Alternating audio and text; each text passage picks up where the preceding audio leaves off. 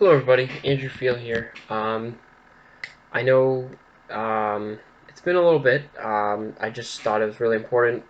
There's been some important events that have happened from now to then, my last video to then, so just wanted to get into it. On April 20th, everyone was awaiting this decision by the jury on Derek Chauvin, killer of George Floyd. The police already increased presence in the area to prepare for potential protests that would happen there. President Biden weighed in on the trial and said that he was praying for the right verdict and called the evidence overwhelming, which was a really good call by Biden, I would say. The verdict was reached, and Derek Chauvin was found guilty on all three charges of murder and manslaughter. It's a really good decision, obviously. He was obviously guilty. The video evidence was there, a bunch of witnesses. The trial went on for a few weeks where a lot of people testified, and it was very conclusive, like President Biden said. But a lot of times, racist cops that commit acts of murder against um, black civilians, um, they usually go unpunished. So it was a really good decision by the court to charge him and to find him guilty on all three counts was really amazing. So it was a really good news. I'm sorry I didn't report it soon after it happened, but I'm glad I can tell you now. President Biden called the Floyd family after the verdict. President Biden and Vice President Kamala Harris delivered remarks on the trial. So very good news there. He will be behind bars for decades. And I think the maximum sentence he can get is up to 75 years, so he'll be in prison for a long time. The U.S. hit the President Biden's goal of hitting 2 million vaccine doses administered in 100 days, his first 100 days in office. It was actually done on his 92nd day in office. It's really impressive. On April 21st, double the original goal. The original goal was 100 million shots in 100 days, meaning 100 million vaccine doses in 100 days, meaning a million doses that the Americans would get every day. But since they doubled it, it would have meant 2 million doses a day, and that's a really big deal because in the beginning the process was very slow, especially from the Trump administration, but they were really able to build it up and get the vaccine to hard-hit communities and get it to local pharmacies. And I think the Biden administration has done a very good job caring about COVID between the great spending package they put toward COVID and all the effort they've done. It's really amazing. We've hit 200 million vaccine doses, and a lot of Americans have either been gotten one dose, and I'm very glad that I got my first dose. I got the Moderna vaccine, getting my second dose in May, and there's a lot of Americans also who've been fully vaccinated already. So it's really good news in the country, and hopefully a lot of people get vaccinated to the point where we will have immunity, where the virus can't spread as much. That's going to be the goal. 80% of 60 people 65 and older have received at least one shot. It's really great news as well. President Biden will commit the U.S. to cutting emissions by half by 2030. That's a really big goal, cutting emissions in half and within the decade. He said this at a virtual Earth Day summit. So, he's making a lot of progress in COVID. He's making progress in the environment. He's doing really good things. Um, After 100 days in office, Biden got a 52% approval rating from the Americans in polls. I think 52 is low. Like, obviously, it's not going to be 100% or 90% or even 80%.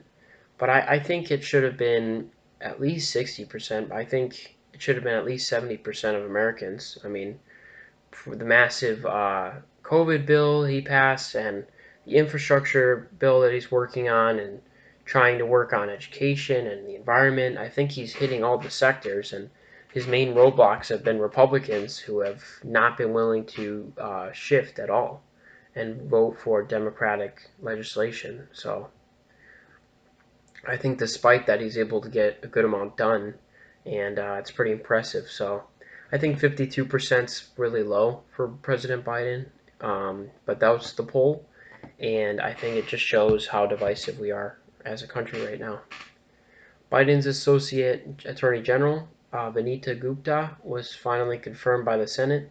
There was some definite stalling in the Senate, but Senator Lisa Murkowski joined the Democrats to confirm Vice President Harris was not needed to break the tie because it was a 50-50 split. But because Lisa Murkowski joined the Democrats, we didn't need the tiebreaker with Vice President Kamala Harris. So that was a good thing. Congratulations to Lisa Murkowski for not trying to make it as partisan with that issue. So even though we would have, the Democrats would have gotten her in with Kamala Harris, it wasn't needed, so it was pretty good.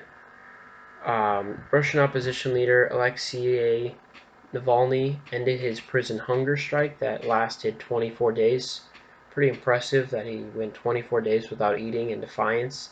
Navalny's been really good at protesting the Russian government and protesting in general, but that's really remarkable that he was able to go over 3 weeks without eating.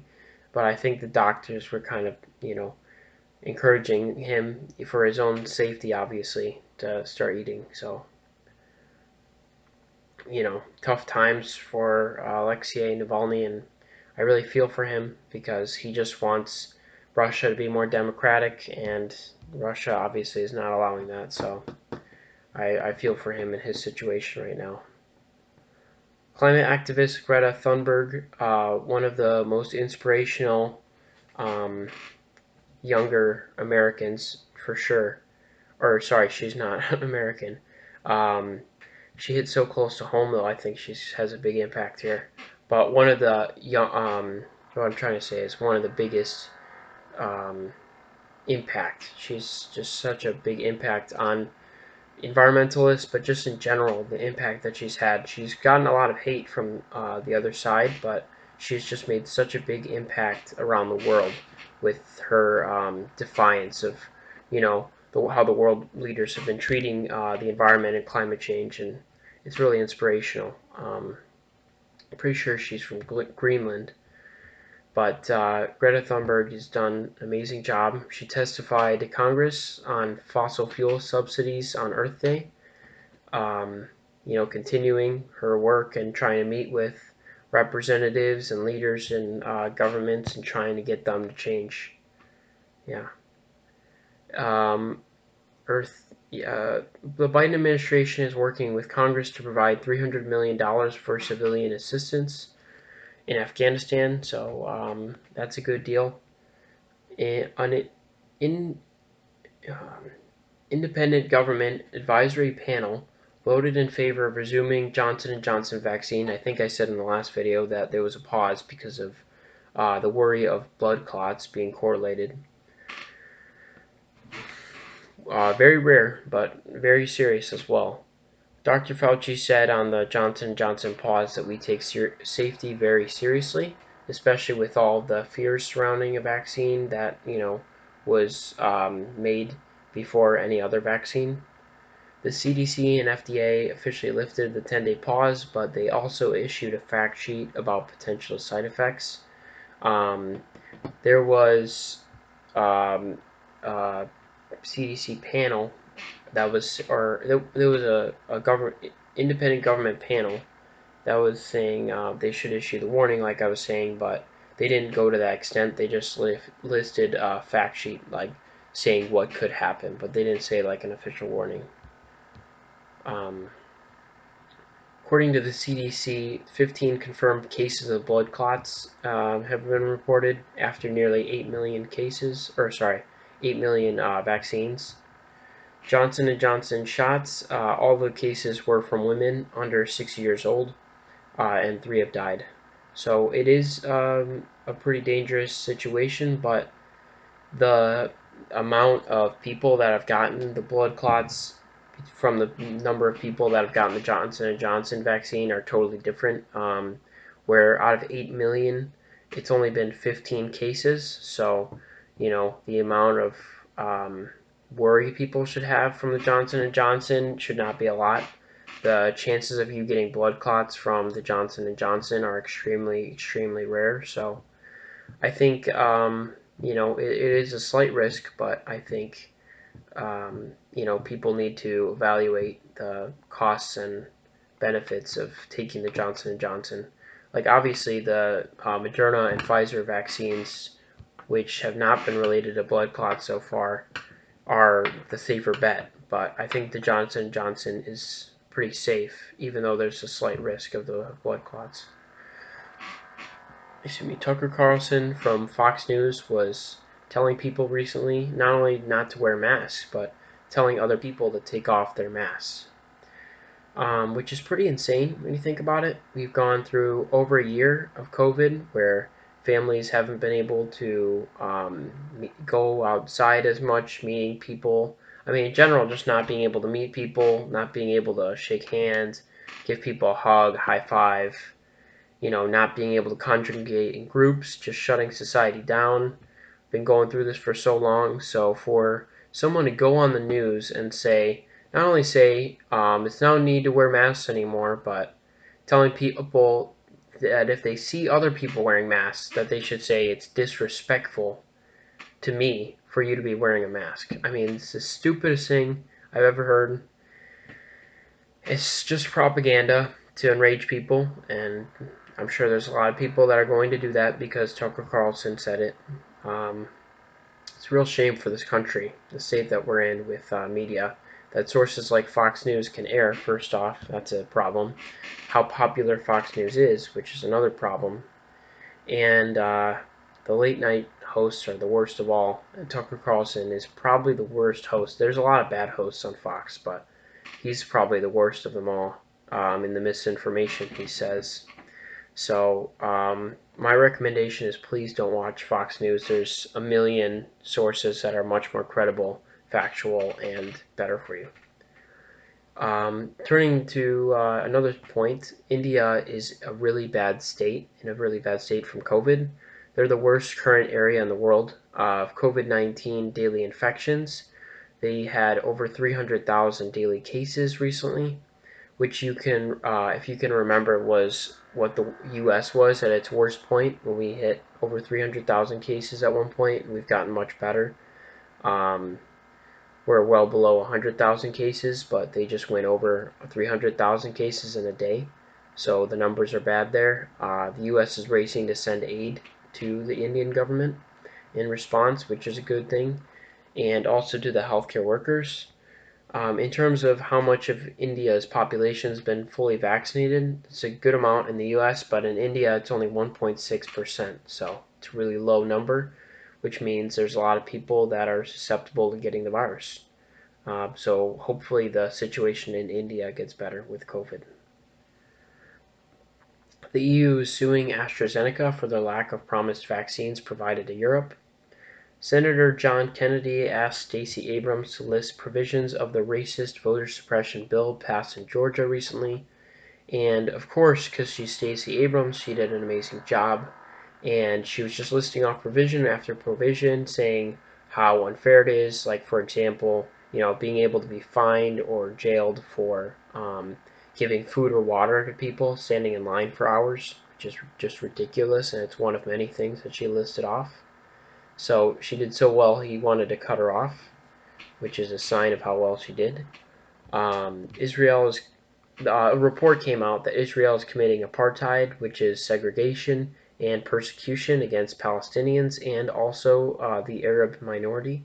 Now, I knew about the Palestinians, but I didn't know about them persecuting the Arab minority in Israel.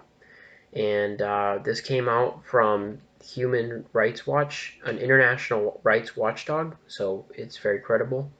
The people that are saying this, it obviously upset some people from Israel, but I think, honestly, I don't think the U.S. should be aligned with Israel as much as we are. Now, I know that for some reason a lot of Americans are really tied with Israel, but and it's like strategic in the Middle East with how crazy the Middle East is in terms of, like, the constant conflict and everything that goes on there. But, they're doing some really shady things. Obviously, they're treating the Palestinians like dirt, and they're being very disrespectful and hurtful to the Palestinian people. But they are also treating the Arab minority in Israel bad, and it's just not really doing good things there. So it's something to look out for. I think that's something that needs to be condemned internationally, and we'll see what happens. That just came out recently, so I don't know what the response has been yet. The CDC came out with a very powerful report saying that all fully vaccinated people don't need to wear a mask outside unless it's very large groups, like an outdoor concert, and if there's like hundreds of people grouped together, you'd still need to wear a mask. But if you're meeting with several people outside and you've been fully vaccinated, the CDC says you no longer have to wear a mask, which is a big deal. Obviously, indoors, it's a much greater risk of getting COVID, so you do still have to wear a mask. But outdoors, they're saying if you're fully vaccinated, no mask required, which is good. And it means America, just another step saying America is in the right direction. I don't know if you heard, but former Vice President Walter Mondale passed away recently. He was Vice President to President Jimmy Carter, and he died at age 93. He was the Democrat nominee for president in 1984. He represented Minnesota in the Senate for 12 years. They reported that it was peaceful the way he died of natural causes, and he was with his family the day he died. He was able to speak with President Biden, Vice President Harris, former Presidents Carter and Clinton, along with many others. He was relieved that Joe Biden beat Trump in 2020, so he had a brain.